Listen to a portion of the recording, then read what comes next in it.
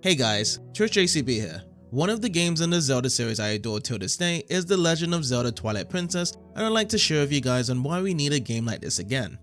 The first point I need to state is the overall aesthetics of the game. Having more inspiration from Ocarina of Time, I love the graphics being surreal and taking on a realistic approach. It sets a perfect tone to take our hero serious on having this huge raid onto our soldiers, as we need to stop the forces of evil from completely taking over. This also plays out well in the cutscenes on retelling troubling fates and how much importance we need to succeed onwards. The storytelling's another point that does really well. There is something not right in the very beginning as we get asked about the sadness in the sky. As we move on to the next day, we get to explore our hometown Orden village and see long childhood friends such as Elia that likes to help take care of Epona, but that little moment of peace goes away when enemies ambush us and kidnap our pals. Later, things get worse as we warp into a strange world of getting attacked again by another unknown enemy while in the process of getting transformed into a wolf.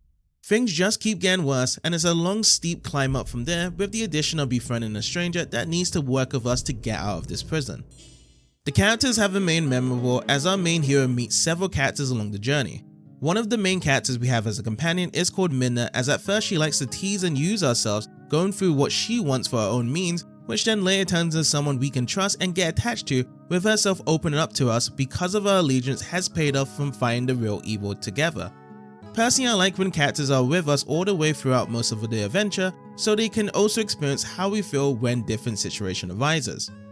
The gameplay remains similarly the same from the other fully 3D Zelda games on how we have the Master Sword and Hyrulean Shield to attack and defend from enemies, along with different maneuvers that can allow us to dodge or set up strikes at different angles. The main difference from other Zelda titles from how Link plays is by transforming into a wolf. I still think the wolf was unnecessary and they could have factored in a Dark Link version of him in the Twilight instead, but they did make the wolf less mandatory as the story goes on. The exploration is great as we get to roam a huge Hyrule field connected to several different regions. We can go to places like Hyrule Field, Kakariko Village, or Zora's River while riding around with our horse. It's nice that Epona is available very early into the game as we can explore more riding around while using items on the go. With NPCs all around different places, we can run and speak with them on how they feel about their current state or help them out with quests that rewards us very handsomely with larger wallet for rupees, larger quantity to hold for equipment, or my personal favorite, the heart pieces to get more hearts as the journey goes on. Another personal favorite of mine is the hidden skills that we get to learn from the hero spirit in different locations for our sword. This allows us to use 7 different special sword techniques to provide extra variety during combat. Dungeons stay as a test of solving puzzles and defeating enemies to make progression through the story. We grab item rewards and heart containers that aid us greatly for future needs. Most of the items are a staple tradition with a base of new ones that slightly alters the experience going through new places. With the end goal that locks us away from grabbing the fused and mirror shards comes the boss fights that take into everything we use during that dungeon to test our knowledge on how to defeat it. Sound design has always been a staple in these games, and Twilight Princess is another case of how brilliant it does perform. Most of the iconic fanfare themes gets arranged to be done better than its previous games, and the sound effects that Link makes when swinging his sword in various different ways is always a joy to hear.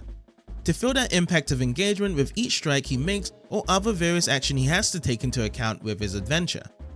Adding all these up, Twilight Princess still remains as an important game to me on my Zelda journey. It fills up all the tick boxes on what I believe Zelda is a great series to enjoy, and I hope that one day we can get to see another adventure like this again. If any of you guys have any experiences with Twilight Princess, feel free to share in the comments, and I hope you have a wonderful day.